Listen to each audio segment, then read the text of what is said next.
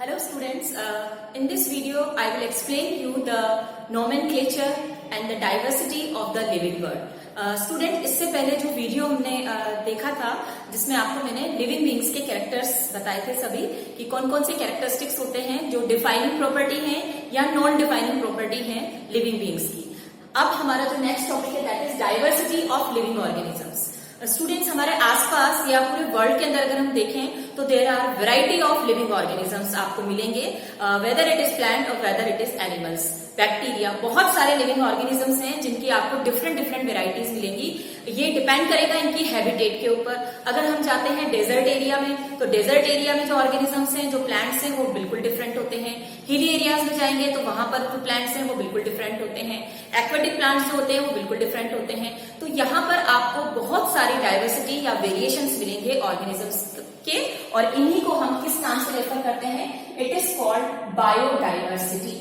इसके बारे में हमने पहले भी डिस्कस किया था कि what is the meaning of biodiversity. तो बायोडाइवर्सिटी मीन्स होता है different variety of living organisms such as plants and animals. ठीक है, तो जो बायोडाइवर्सिटी है इसमें आपको डिफरेंट ऑर्गेनिज्म मिलेंगे और अभी तक हमने 1.7 से 1.9 स्पीसीज तक हमें नोन है हमने, और इससे ज्यादा भी अभी तक हो चुकी है रिसर्च, और हम कह नहीं सकते अभी डेटा हमारा वापस चेंज हो सकता है क्योंकि रिसर्च हमेशा होती रहती है, डिस्कवरीज हमेशा होती रहती है। तो 1.7 से 1.9 स्पीसीज हमारी नोन है जिनको हम जानते हैं, जिनको हमने प्रॉपर नेम दिया है। तो अब हम यहाँ पर बात करेंगे कि जब भी कोई रिसर्च एरिया है हमारा या कोई भी ऑर्गेनिज्म हमें न्यू मिलता है तो हमें सबसे पहले उसमें क्या देखना होता है, हमसे कैसे रिकॉग्नाइज करते हैं। तो इसके लिए कुछ हमारी टर्म्स हैं जो हम यूज करते हैं। जब भी आप किसी ऑर्गेनिज्म को देखेंगे तो सबसे पहले हम उसे क्या करते हैं? आइडेंटिफाई करते हैं। तो सबसे पहला प्रोसेस जो होता है किसी भी ऑर्गेनिज्म को स्टडी करने के लिए, तो टू स्टडी द ऑर्गेनिज्म हम सबसे पहली जो स्टेप लेते हैं वो क्या होती है? That is identification. हम सबसे पहले उसका आइडेंटिफिकेशन करते हैं, उसको रिकॉग्नाइज करते हैं। After identification the second term is nomenclature. It is the nomenclature. What is the meaning of nomenclature? Nomenclature का जो मीनिंग होता है, nomenclature means to give the scientific name of an organism which is common और same all over the world. ऐसा name हमें देना किसी भी ऑर्गेनिज्म को जो पूरे वर्ल्ड के अंदर एक ही नाम से जाना जाता है। इट्स अ कॉमन नेम, क्योंकि आप देखते हैं कि कोई भी ऑर्गेनिज्म का जो नेम है, चाहे प्लांट हो या एनिमल्स हो, हम सब उसे वर्ल्ड के किसी भी कोने में अगर आप चले जाएं तो आपको अलग अलग नेम से वो जाना जाएगा। और इवन अगर हमारी कंट्री के अंदर ही हम देख रहे हैं तो एक ही ऑर्गेनिज्म है, एक ही प्लांट होता है, लेकिन उसके डिफरेंट डिफरेंट लोकल नेम्स होते हैं। तो it's a very difficult to study the plant. किसी भी ऑर्गेनिज्म को ऐसे लोकल नेम से हम स्टडी नहीं कर सकते। तो ऐसा सोचा गया कि हमेशा किसी भी ऑर्गेनिज्म को जब आइडेंटिफाई कर ले हम तो उसको एक नेम दिया जाए, और आइडेंटिफिकेशन का मतलब ही ये है कि हम इसे प्रॉपर तरीके से डिस्क्राइब करें। प्रॉपर तरीके से डिस्क्राइब करके जब उसके कैरेक्टर्स हमें पता लग जाए तो फिर हम उसका नाम दें। तो नोमेनक्लेचर के अंदर हम साइंटिफिक नेम देते हैं किसी भी ऑर्गेनिज्म का, ताकि ऑल ओवर द वर्ल्ड एक सेम नेम फॉलो हो। तो what is the nomenclature means? To give scientific name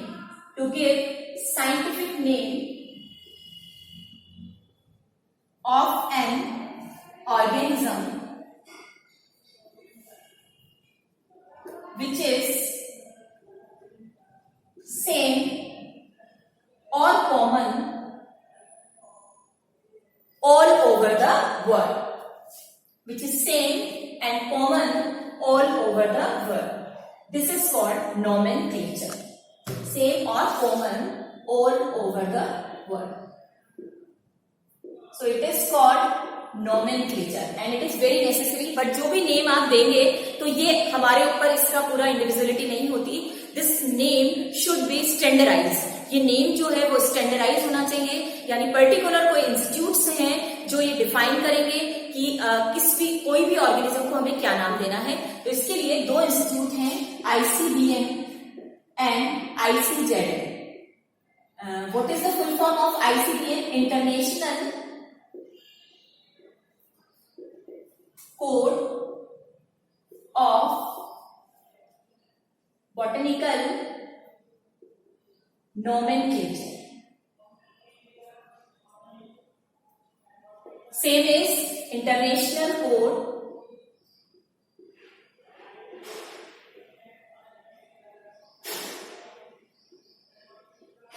of Zoological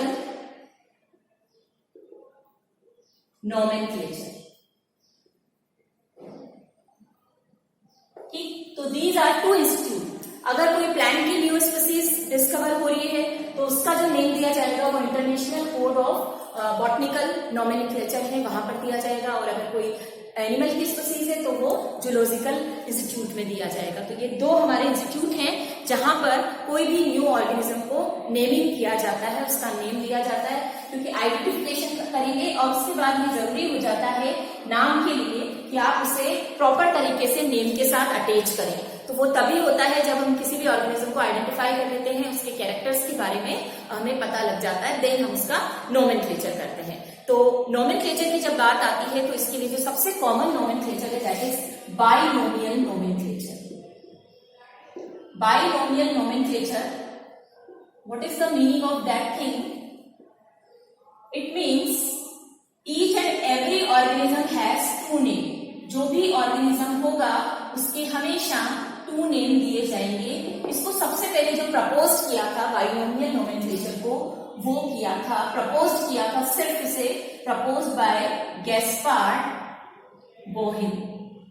लेकिन प्रॉपर तरीके से इसका पूरा जो प्लांट्स और एनिमल्स के लिए जो नोमेनक्लेचर के रूल्स डिफाइन किए थे, यानी प्रॉपर तरीके से जो इसे दिया गया था, वो कैरोलस लिनियस ने दिया था. तो अगर क्वेश्चन आता है कि who give the binomial nomenclature, तो आपको उसमें सिर्फ कैरोलस लिनियस का ही नाम लिखना है. Carolus Linnaeus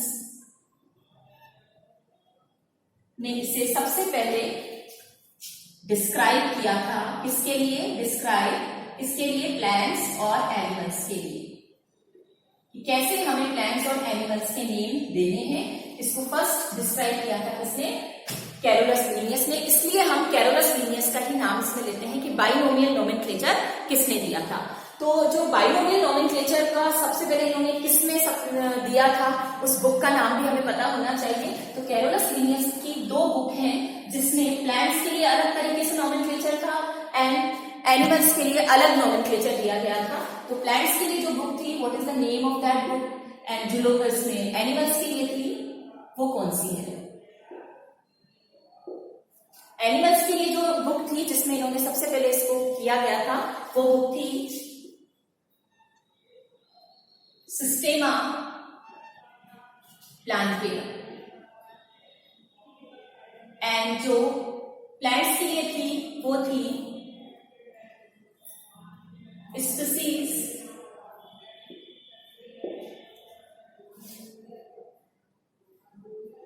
plantarum.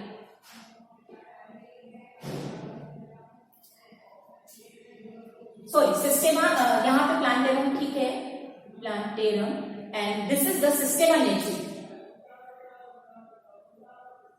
ठीक, these two books. Systema Naturae के अंदर एनिमल्स के ऊपर पूरा क्लासिफिकेशन दिया था एंड प्लांट्स के लिए दिया गया था स्पीसीज प्लांटेरम में पूरा नोमेनक्लेचर दिया गया था. तो इसके कुछ रूल्स हैं जो हमें फॉलो करने हैं कि किस तरीके से कोई भी ऑर्गेनिज्म का नेम दिया जाता है. तो कैरोलस लिनियस ने इसके लिए 4 रूल्स स्पेसिफाई किए थे जिनको हमें फॉलो करना होता है जब भी हम किसी ऑर्गेनिज्म का नेम देते हैं. तो फर्स्ट रूल क्या है? जो भी नेम होगा, जो नेम होंगे, 2 नेम दिए जाएंगे. मैंने आपको बताया ये क्या है, बाइनोमियल नोमेनक्लेचर है. तो ईच ऑर्गेनिज्म हैज 2 नेम. वो नेम क्या होंगे? जो फर्स्ट होगा that is called generic name, इसे हम कहते हैं जेनेरिक नेम. एंड जो सेकंड होगा उसे हम बोलते हैं स्पेसिफिक एपिथेट.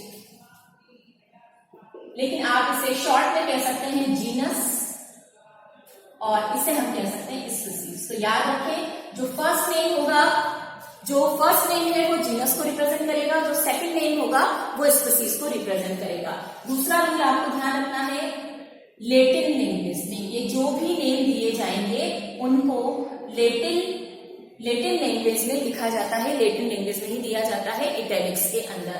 थर्ड रूल में आपको ध्यान रखना है, जो फर्स्ट नेम है यानी genus, genus first letter capital, हमेशा जो फर्स्ट लेटर होगा वो कैपिटल लेटर होगा। और अगर हम स्पीसीज की बात करेंगे तो स्पीसीज का जो फर्स्ट लेटर है वो स्मॉल होगा। ये आपको रूल ध्यान रखना है, जब भी आप इसे लिखेंगे तो जीनस का first letter should be capital and species का जो फर्स्ट लेटर है इट शुड बी स्मॉल। तो 3 रूल्स मैंने आपको बताया, अभी 4th और बाकी है। फर्स्ट रूल हमारा कहता है कि जब भी आप नेम देंगे, बाइनोमियल नेम जो होगा वो 2 नेम होंगे। फर्स्ट होगा generic name that is genus, second होगा स्पेसिफिक एपिथेट जिसे स्पीसीज रिप्रेजेंट करेगा। ये हमेशा लैटिन लैंग्वेज में लिखे होंगे क्योंकि Latin is a very convenient and old language. And third rule है कि आपको जो जीनस लिखना है उसका फर्स्ट लेटर क्या होगा, कैपिटल, और स्पीसीज का जो फर्स्ट लेटर होगा वो स्मॉल होगा। एंड 4th रूल जो है वो आपको इसमें ध्यान रखना है, क्या है 4th रूल में आपको ये ध्यान रखना है कि when you write the name handwritten, जब आपकी ये नेम हैंड रिटन होंगे, यानी आप किसी पेपर के ऊपर लिख रहे हैं कोई भी साइंटिफिक नेम, हैंड रिटन आप लिख रहे हैं तो आप क्या करेंगे, उसे अंडरलाइन करेंगे। आपको नीचे अंडरलाइन लगानी है, जब भी आप कोई नेम लिखेंगे तो उसमें आपको ये अंडरलाइन लगानी है। अगर आप इसे हैंड रिटन है, आप उसे हाथ से लिख रहे हैं, और अगर ये प्रिंटेड है यानी बुक के अंदर टाइप कर रहे हैं, प्रिंटेड है, तो ये हमेशा आप देखेंगे इटैलिक्स में आपको मिलेगा। आपने देखा होगा इटैलिक्स में जो वर्ड होते हैं वो थोड़े से टिल्ट होते हैं। तो these 4 rules you have to follow whenever you give the name of any organism. अब जैसे मैं आपको यहाँ पर एक एग्जांपल देते हैं, इससे आपको पता लग जाएगा। जैसे कि हमारे पास एक नेम है mango. Mango is a very common name, ये हमारा लोकल नेम है। मैंगो हम लोकल नेम में बोलते हैं, it is not the scientific name. तो इसका साइंटिफिक नेम जो दिया है ICBN ने वो क्या दिया है, that is Mangifera, Mangifera indica.